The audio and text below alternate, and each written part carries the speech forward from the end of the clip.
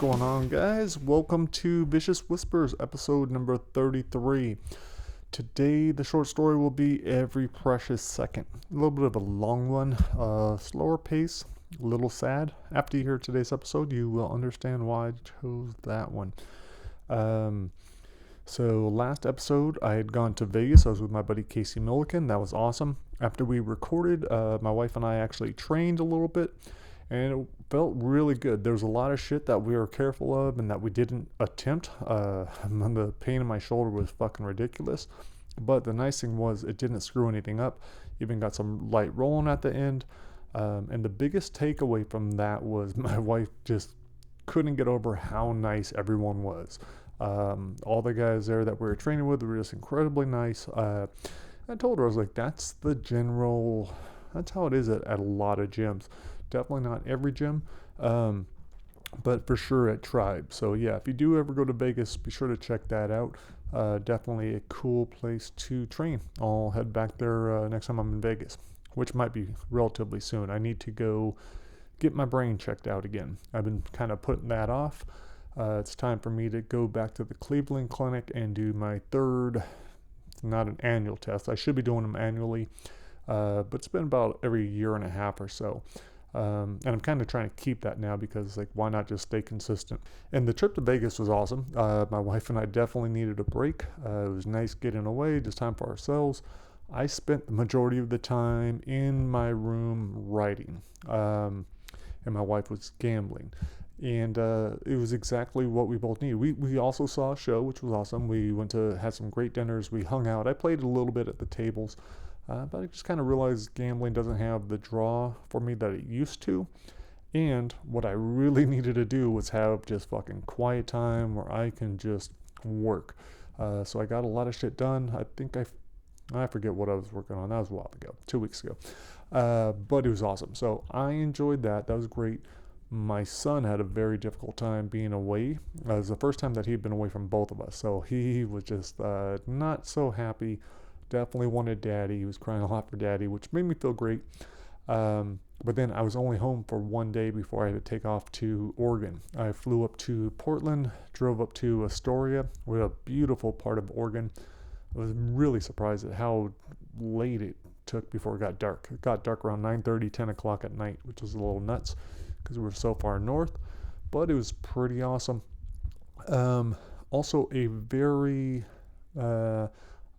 difficult trip. I knew it would be because I was going up there to visit my friend Michael Porman, who I played football with at Brown. He was an offensive lineman a year ahead of me. And, we weren't super close when we were playing. I didn't have that many friends. I only knew him for 1 year. But I did remember that he was one of the guys that always went out of his way to try to include me, to try to make me feel part of the team, to make me feel welcome. I know that he had experienced a lot of the dumb jock stuff, the anti-football player vibe that was there. And he knew that I was struggling with that too. So, yeah, he was always a really nice guy that went out of his way to kind of look out for me. And we also had powerlifting together in common.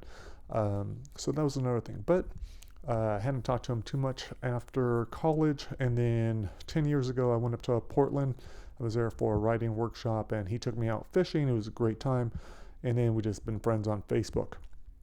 The reason I went up there, though, is he is dying of leukemia, which fucking sucks. He's probably got maybe a couple months to live. He did one bout of chemo, but he had to stop it because he has probably stage 2 or stage 3 CTE. He's been dealing with that for like the last 6-7 years. And the reaction he had to the chemo was not typical. And the Mayo Clinic is actually studying him now and looking into this because he's one of the first guys that with CTE symptoms that has had this kind of reaction undergoing chemotherapy. And so because it was such a severe reaction, he and his wife decided that it was not worth trying it again. He'd rather have his last couple months being, nail on his bucket list, living each day, enjoying his family. And so that was it. And so I felt, even asking him to go up there to interview him, I felt I didn't feel like I really deserved it. I was like, man, if I'm dying, do I want to spend a couple of my last days with some guy I don't know that well, spilling my guts and, talking about all this shit that maybe he'd rather not talk about, but he was all for it when he realized what the book was about. And so I went to his mother-in-law's house where they were staying. I interviewed him, his wife, his daughter, got to see the whole family dynamics, and it definitely opened up my eyes a lot. The CTE is definitely scary. I think it was 2013 or so where he had his first episode where at first they thought it was a stroke, but then they realized there was something going on with his brain. They ended up doing scans and everything, and the doctor showed him all these scans of other people's brains. He's like, here's what a 40-year-old man's brain should look like, 50, 60, 70, 75. He's like, you're at 75-year-old man's brain. So that is nuts. I was trying to figure out, okay, well, what else did he do besides, was it just college football and high school football that did this to him? Like, how early did he start football? He started a little bit earlier than I did. He didn't have any types of, I don't think he had any major concussions after football. But what I discovered was he was boxing from a young age. He boxed from 6 to 16. I think he said he had 63 bouts, and then for a year or two when he was at Brown. And he did not attribute any of that damage to the boxing, although I think that's probably where a good amount came from. I think football was incredibly fucking dangerous. I don't want to say I regret I played it, because if I hadn't, I wouldn't be doing all this shit. But man, it is super dangerous, as is boxing, which I have also done. So he's paying a price for that, and his brain was messed up. But one of the positive things I got from this is talking to the family about all the coping skills that they have. It's like, you don't, the CTE doesn't have to be a death sentence. TBI does not have to be a death sentence. It's not just, I think the idea that people have about it is, a little misinformed. But so it was great to see that, okay, they had ways to deal with this. Like, okay, when he was starting to act like this is what they did. And so talking to the wife, talking to his daughter, talking to Michael in depth, really helped a lot. Definitely, it was hard. But again, fucking who cares about my feelings? And that's what I was struggling with. I felt so guilty being there, because I'm looking for ways where I'm hoping, like, fuck, I don't want to end up like this. I was like, he looks pretty similar to me. We both have bald heads. He used to have a goatee. He's a big dude. He's a lot bigger than me. But when I'm looking at him, like, fuck, is this me in 5 years? So definitely I was being selfish, and so that was hard. But man, like, I was on the verge of tears lots of the time I was there. And then at night, I just fucking lost it. When I was back in my hotel, I was just not even thinking about that stuff. But I just broke down crying. And then the next morning, same thing. I was definitely an emotional wreck. Hadn't been that bad in a while. So a lot of it, the sadness for him and his family, definitely a big part of it. But then another part of it, I have to admit, is fear for myself and all that shit. All that's a little bit better now, but it is what it is. So that is the start of the traumatic brain injury book. I'm starting it with that trip. Now is the process of actually writing and doing a bunch more interviews with all these different doctors and veterans. And so, because the book, I mean, you can get a traumatic brain injury from anything, but the focus on this one is going to be probably on military fighters, which includes boxers and MMA fighters, other contact sports, and then what was the last one? Football players. Duh. Goddamn memory problems. And that's what sucks. I'm sober right now. Second day of not smoking cannabis. Woohoo! And that's doctor's orders. I just had a conversation with my doctor. I did my blood work for Dr. Allison Gordon, Dr. Mark Gordon's daughter. She is my doctor, endocrinologist, and she was super happy with my chemistry. Everything's looking really good right now. but we were talking about different things that I'm experiencing and anxiety and different shit and how to handle it. Two of my big concerns were caffeine and cannabis, and she definitely, and it was nice because she told me she has no problem with cannabis or caffeine, but it's all about finding that balance and what's good, what's not good. And so the stuff that they have me on now is going to, well, one, the conversation helped a lot. And I'm also starting a new product, which I think is going to definitely help. I feel very good, very clear right now, focused. I think I'm going to get a lot more shit done.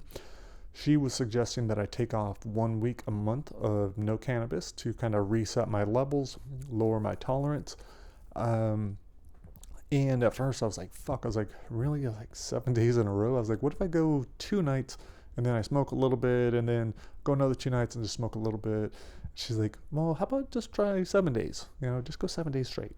So that is what I'm doing.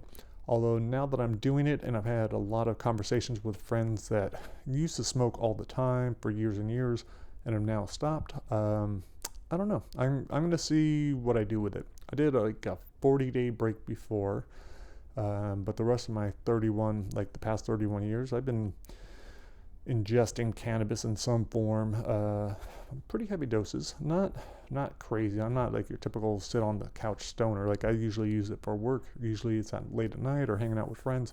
But I'm realizing I don't need it. One of the things that she said is that, we're going to grab the things that bring us instant calm. Cannabis brings instant calm. That's why I generally go straight to it. She's like, but you need to develop those other things. And she also reminded me that health is just it's a journey. It's not just you do one thing. It's like, no, it's a constant journey, and how much work you actually have to do. Your doctors could tell you everything, but until you integrate those changes, nothing's really going to change. One of the other things, so on top of the brain stuff I've been doing, I've been finishing up my short stories.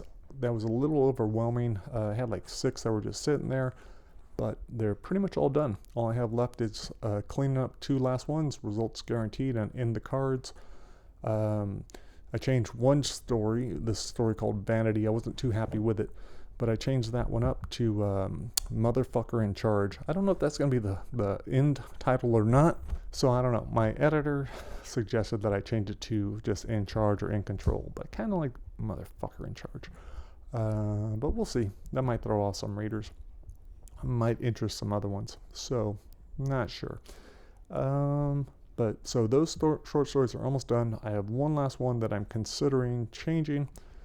I'm at the point now where I'm like, fuck, I should just cut it and not even use it, but I think it could be okay, called The Arrangement. So that is one of the things.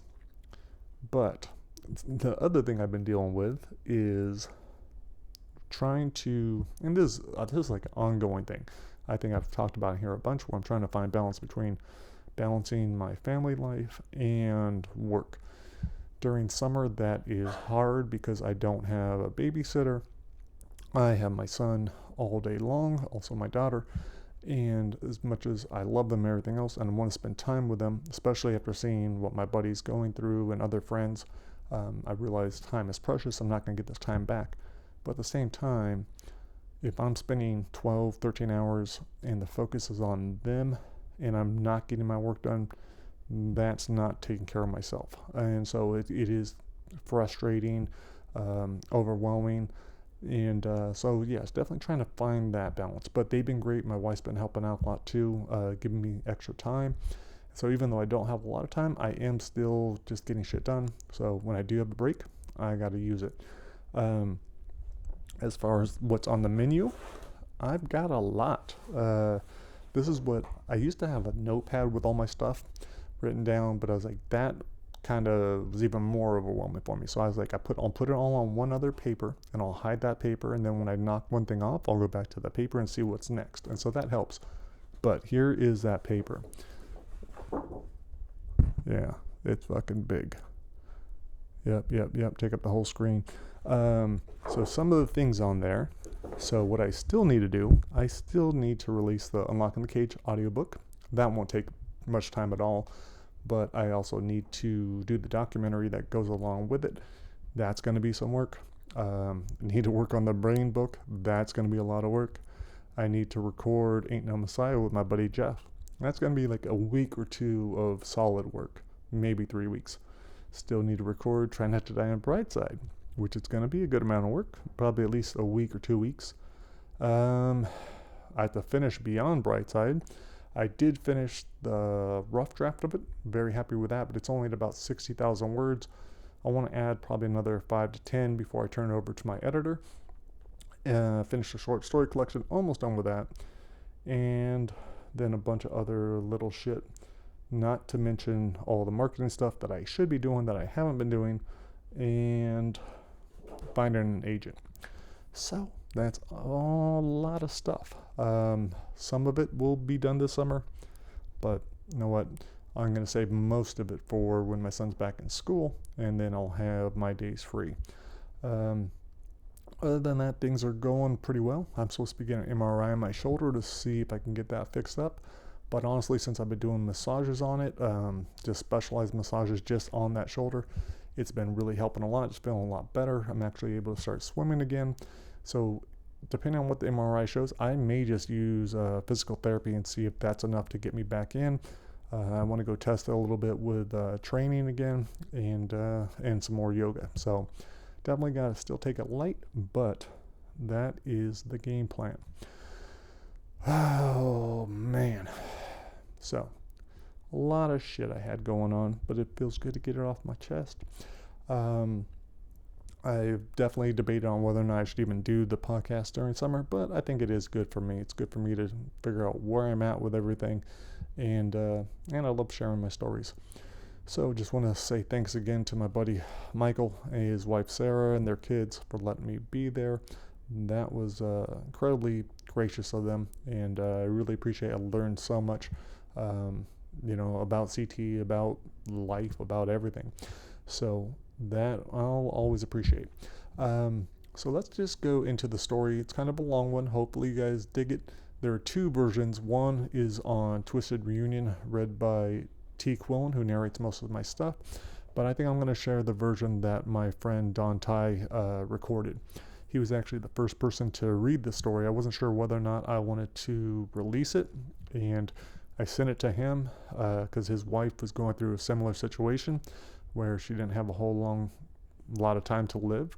He'd been married, I forget, he's 85. They've been married a very long time. So he read it and wrote back to me and said it had to be released. So I asked him to narrate it. So this is my buddy Don reading this. Hope you guys enjoy the story, and I will see you next week. Peace.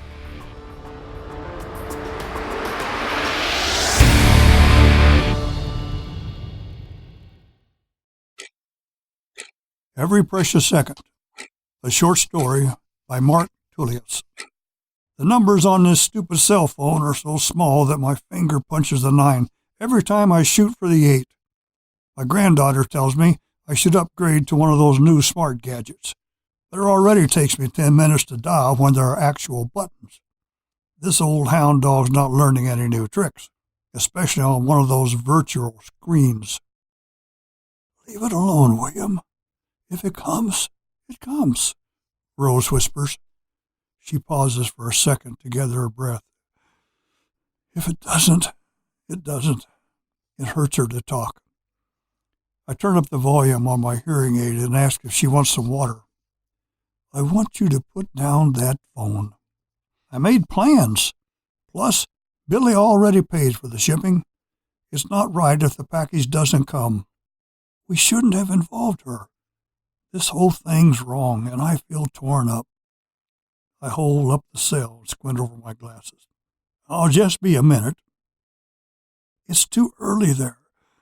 She's still in bed. I glance at the clock. It seems to run faster with every passing day. She's up, I say. Concentrate on pressing the 8. It's already noon. On the 4th ring, Billy answers with a yawn.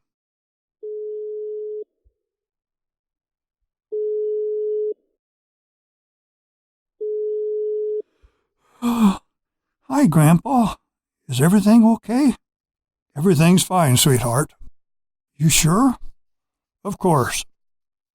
The Afghan is slipping down Rose's thighs. I pulled it up to her waist. She's so frail you can hardly see her legs under the blanket. I asked our granddaughter, "You weren't sleeping, were you?" "No. I wanted to catch you before your classes began.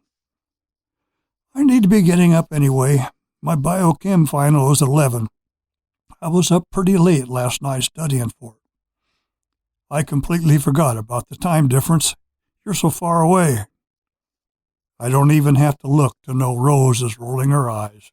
I never remember the time difference. "I wish I wasn't so far away, Grandpa.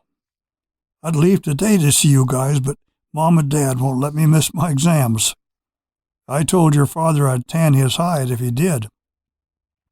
I'm still flying out next Thursday, right after my last test. For everyone, I say. You needn't to worry, Billy. You just focus on your test. We both know how much you love your grandma. But I want to see her. I want to say goodbye. Can I talk to her?" Billy says, her voice quivering. "Of course you can." I turned to Rose, her blue eyes shiny with tears. "But I just had a quick question about the package. Didn't it arrive?" "Not yet. Do you think maybe they have the wrong address? I just wanted to make sure it's coming." "Hold on." She reads off the correct address. "I have the tracking number. I'll call them right now." "Thank you, dear. I'd do it myself, but with all that button pushing, I'll end up getting instructions in Spanish or talking to some guy in India." "Remember what I said, Grandpa. Only take one every 4 hours. That's plenty." "Of course." I craned my neck to see out the kitchen window. No UPS truck, just a snow-covered street. "Thank you again for this, Billy. It's the least I can do. Let me put on your grandma. I love you." "I love you too, dear." I shuffle around the table and hold the phone to Rose's ear. She jerks back like she's being attacked before realizing it's just my cell. Rose holds the phone to her ear and traps it in her neck and trembling hand to keep it there. They talk while I stare out the window. I check the grandfather clock in the living room. It's been in the family since I was a baby. Several minutes have slipped by. Rose says her goodbyes, and I fiddle to press end. She's biting her lower lip, so I tell her not to cry. I say, "Come on, what's the matter, beautiful?" "It's not right. We shouldn't be doing this to her. What if she gets caught? She'll get thrown out of school." "No one's thrown out of anywhere. I've already played out the scenario a dozen times after Billy first told me about the pills." She went on and on about studies and chemical what-you-dos, but all I heard was, "Time stops, Grandpa." She corrected herself and said, "It actually just slows down perception." But I just kept thinking, time stops. I stroke Rose's hand. "Try not to be sad. Why don't I make you some tea?" Rose flashes that smile I'll never forget. "I'm not sad, just worried." "Well, stop." I look down at the phone. "Let me make one more call to—" "No, put it down, William. I just want to make certain that UPS has our correct address." "You're like a dog with a bone. This is almost as bad as that decoder ring of yours, Captain Midnight. I hadn't thought of that cheap plastic ring in over 20 years. I waited 6 weeks for that. Standing out by the mailbox every single one of those days. I did, didn't I? I'd sent away for it, one of those ads in the back of Boy's Life. You and your mother brought me in when it started snowing. We didn't want to see a dead kid out on the lawn. And your mother made that pecan pie. You were the only one who would eat it. Rose and I spent the entire summer fishing by the creek, walking through Drover's Canyon. We had our first kiss behind St. Gabriel's Church. I nearly passed out because my nose was all stuffed up from a cold, and I didn't want that kiss to ever end. After a sip of water, Rose looks at the wall, all those memories playing in her head. She says, "Isn't this nice?" I don't know if she's talking to me right now in this room, or me as a young man. The grandfather clock chimes. I look out the frosted window. Nothing. I'm calling them. This is ridiculous. Billy paid good money for it to arrive, and it hasn't. Calm down, William. I'm not going to let them rip her off like that. Please? She touches me, her hand shaking so much it tickles. I'm sorry, I tell her, but it gets me so mad. Darling, they're just pills. I can't have this conversation. I know where she's leading to, so I stand. She asks where I'm going. I force a smile. I've got a surprise for you. Package or not, I can't let this ruin all my hard work. What surprise? Just some things. There's one for each of the next 3 nights. What are you up to, William? I no longer have to force the smile. I've been waiting months to show her. Suddenly I hear her ringing. I look at the phone in my hand. It's not that, so I peek around the corner at the landline on the wall. The little red light isn't flashing either. Did you hear something, William? No, I guess not.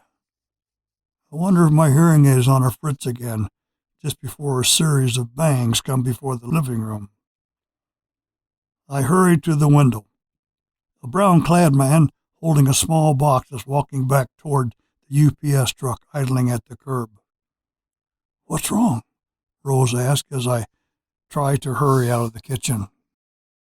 I concentrate on the floor in front of me, wishing my slippered feet would move faster. My labored breaths make my chest feel like it's burning. I reach the door and go to pull it open, but the deadbolt and the security chain are fastened. My fingers tear at the chain, slip it free. I twist the lock and open the door as a blast of cold air knocks the delivery slip from the screen door. The yellow scrap of paper blows off the porch and towards the truck, where the delivery man is already behind the wheel. I'm here! Stop! I wave my hand and nearly slide off the icy porch. The snow seeps through my slippers. The truck pulls away from the curb as I hobble down the slick stairs, gripping the handrail. Another gust of wind picks up the small slip and carries it into Peterson's bushes across the street. I prepare to step off the curb when the UPS truck circles back. I'd been in such a panic, I hadn't realized he'd have to make a U-turn at the end of the cul-de-sac. The delivery man pulls right up next to me. I've waved once more because I can hardly breathe. He asks, Mr. Hanrahan? I gulp and nod. The delivery man hops down from the truck with a small package in his hand. It's freezing out here. Let's get you inside. The man offers his outstretched arm, and as much as it makes me feel like a damn fool, I take it. It's like we're going to the prom. I mumble a thank you and try to keep pace as he helps me up the walkway, then the stairs. By the time we make it onto the porch and into the house, my slippers are completely soaked. I kick them off and reach for the package, but the young man is holding out the electronic pad. Sign here first, please. My arthritic, frozen fingers can't even pick up the pen. I want to scream, cry, and punch the guy in his face. I guess my frustration shows because he tells me it's okay, hands me the box, and scribbles a name on the pad. This might actually come in handy, should the authorities ever track this down. No, officer, I never signed for drugs. Sorry about you having to chase me down, the delivery man says. You get warm and have a great day. With the box in my hands, I suddenly no longer cold or anxious. You've made an old man's day. Thank you. I close the door, head over to the hutch, grab my wooden box of secrets, and carry everything to the kitchen. Rose is still sitting in her chair, shaking. At first I think it's another stroke, but then realize she's freezing. I left the door wide open, chasing down the delivery man. The entire house has turned into an icebox. I set both boxes on the table and hurry over to the hallway closet. My feet are still wet. I find her favorite red quilt on the top shelf, pull it down, walk back, and wrap it around her shoulders. I'm sorry, honey. I place a gentle kiss on her forehead. Is that better? She eyes the box I'm tapping. Open it for me? Her smile is back, warmer than a radiator. In a minute, let's just make sure this is okay. I scrape my thumbnail on the UPS package. The tape is stronger than it looks. After a few attempts, I set the box down, angry. I can't do the simplest things. Rose, always prepared, passes a butter knife across the table. It takes half a dozen tries, but I carve through and find a bottle of extra-strength Advil. Advil? Rose says. All this for Advil? I struggle with the cap and dig out the cotton ball, dump the blue pills into my hand. Billy couldn't very well put a label with the real name on it, could she? I don't know. We never took drugs before. Not once. You smoked a joint at Barbara Wilcox's Christmas party. That was 40 years ago. These are fine, Rose. I slide the pills back into the bottle. They're no different than your heart medicine. Then why are they illegal? Darling, trust me on this. We don't have much time left together. These pills will help us enjoy every precious second. Billy said they'll intensify our perceptions and feelings. That sounds terrifying. It does not. 1 minute is going to feel like an hour. 1 hour will feel like a day. Something splashes against the back of my hand. I realize it's a tear. And that's exactly what I need right now. Rose bites the inside of her cheek, like she always does when she's about to give me an earful. Only this time she says, You really sure about this? Positive. Oh, Lord, I hope you're right. I thank her and open the wooden box, take out the plastic case with a DVD inside it. This is a slideshow.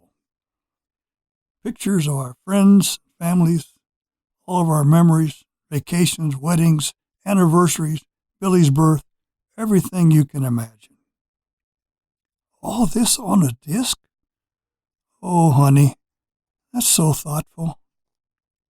We'll watch this one tomorrow. I then pull another DVD from the box. Rose asks what's on it. I say, This one is all videos. It's for the third night. Sandra, Jimmy, Elaine, and Frankie helped me edit it. I used to hate whenever they would get out those recorders, but now I'm glad they did. Her faded blue eyes sparkle. Third night? Why not tonight? No, tonight we have this. I pull out the final plastic case. This is a recording of all our favorite songs. I motion towards the door to our enclosed back porch. We'll have a nice evening out there listening to it as the sun sets. I don't want to wait. Well, I'm afraid that's just too bad. I've got some setting up to do, and it's about time for your nap. Oh, you sure know how to spoil a treat. She pretends to be upset, her grin giving her away, like always. I swear, the woman would be the world's worst spy. I close the box, get her from the table, and offer my hand. Let's get you rested. You're all mine tonight. I help her to her feet.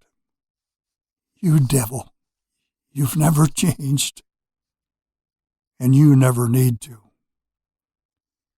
Rose pats my hand, and we make it a few steps before she grimaces, quickly covering it with a smile.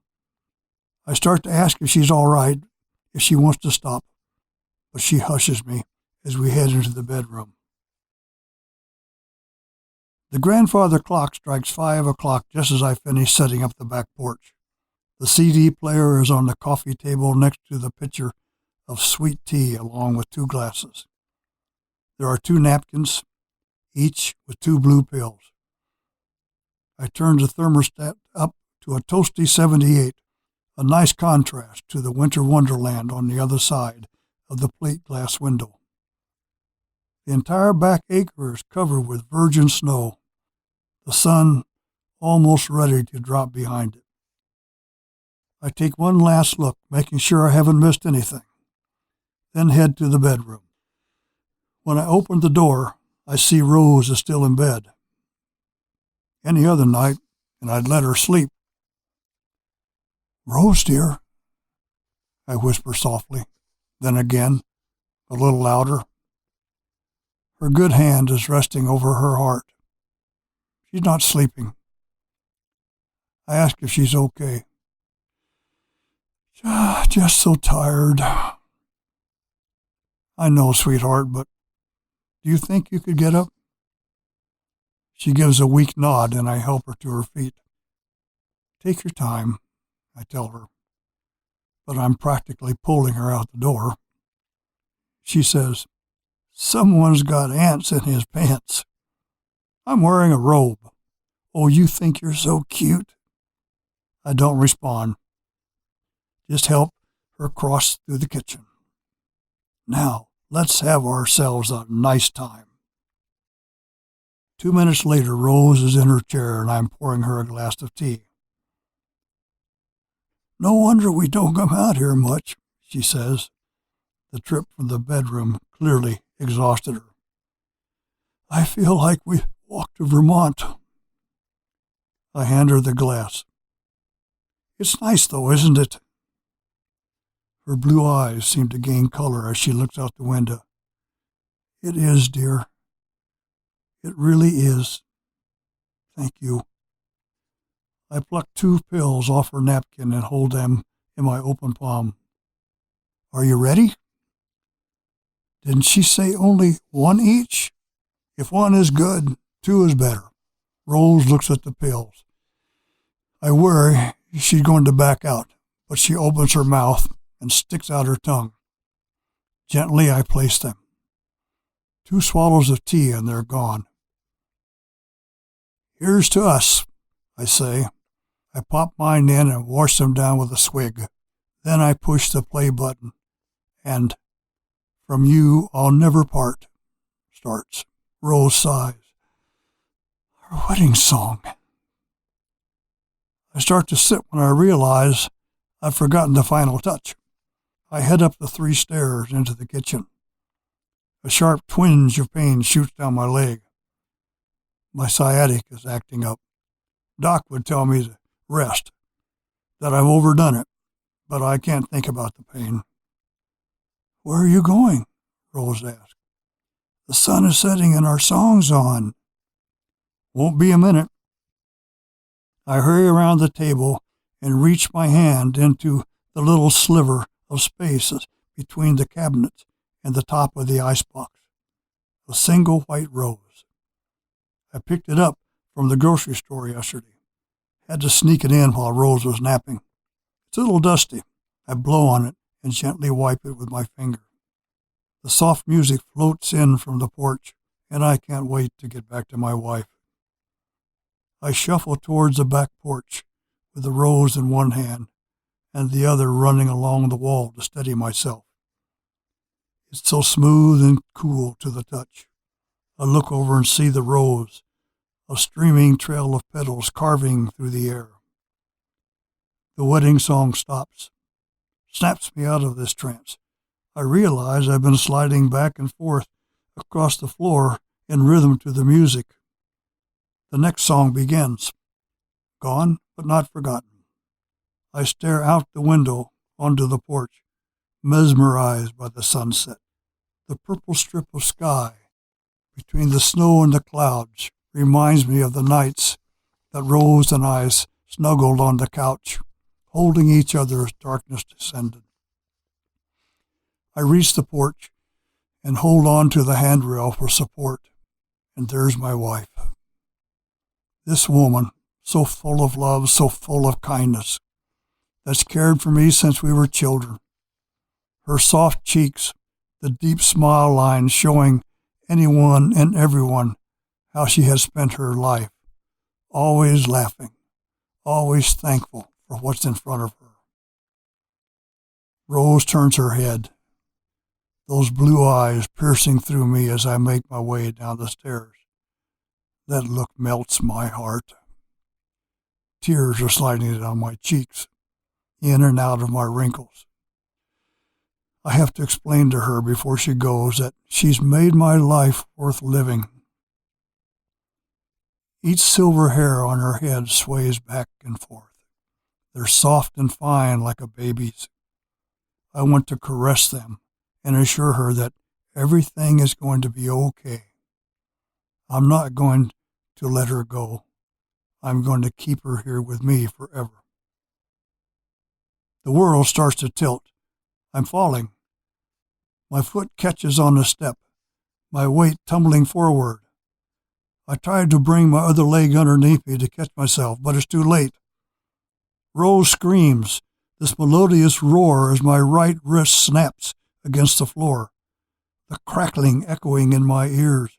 I can't look away from her as the rest of my body seems to hover in midair. Rose pushes off the chair, her long sleeves barely rippling. My hip crunches into 1,000 shards of terrific pain. Waves of agony wash through me when my head cracks off the carpeted concrete. My fragile skin splits, a warmth slowly spreading along my face as Rose falls back into the chair. My fingers crawl along the fibers, trying to push myself off the ground, but my hip feels like slivers of glass digging into my flesh. I can only raise my head an inch, warm blood dripping down my lips. Rose clutches her chest. Her scream softens with the song as the sun slowly dips beneath the horizon. The last streams of light slide down her body, leaving her once bright blue eyes forever sparkling in the darkness.